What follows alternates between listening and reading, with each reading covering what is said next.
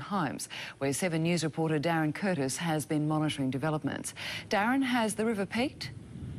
Sharon, yes, it has here, but the bad news is for 2,500 residents that have been evacuated from their homes is that it will linger for days. Emergency services today managed to get out to one of the smaller forgotten towns devastated by this flood.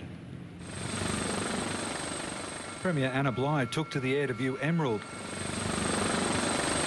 but it was the nearby town of Saphire which shocked her the most. Water swept through the gemfields on Thursday night, destroying homes. That was a concrete floor.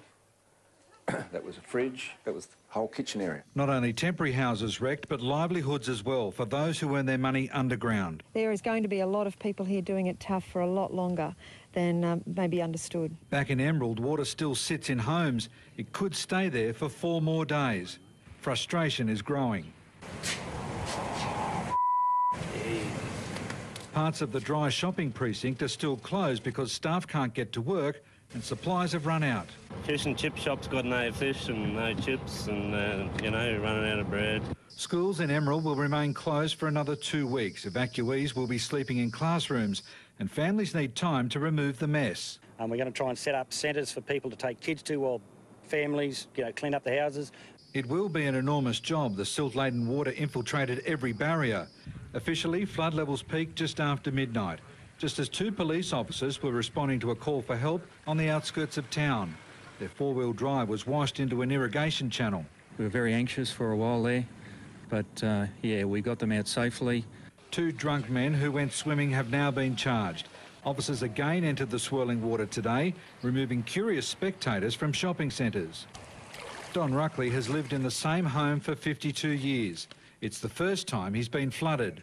The part that usually floods in town is over the other side over here, and it hasn't flooded at all. It's still high and dry. Local horse trainer Noel Coyne thought the flood had ended his career when 4 of his most expensive thoroughbreds disappeared.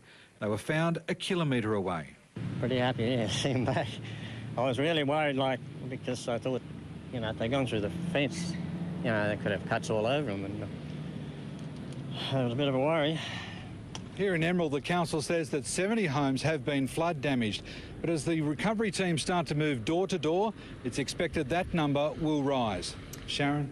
That's not good news. Thanks, Darren, for the update. 220 kilometres northwest of Emerald, thousands of cattle have been killed by the floods. Graziers have lost millions of dollars and they say it will take years to recover. Such a heartbreaking sight for a cattleman. Across the properties lining the Belyando River, thousands of stock are dead. The worst flood in living memory gave them no chance to escape. Yeah, it's devastating. Those still alive are dying, marooned on islands of dry ground. They haven't had anything to eat for 5 days, so, the big thing is the animal welfare there of just keeping them alive. Many are bogged. They're impossible to pull free. The stud animals, worth thousands of dollars each, will have to be shot. It's tough, even for hardened graziers. Well, there's nothing you can do. They're just standing there starving, and there's nothing you can do. Brett Kinnan and his family spent Saturday night on their roof when the Belyando flooded.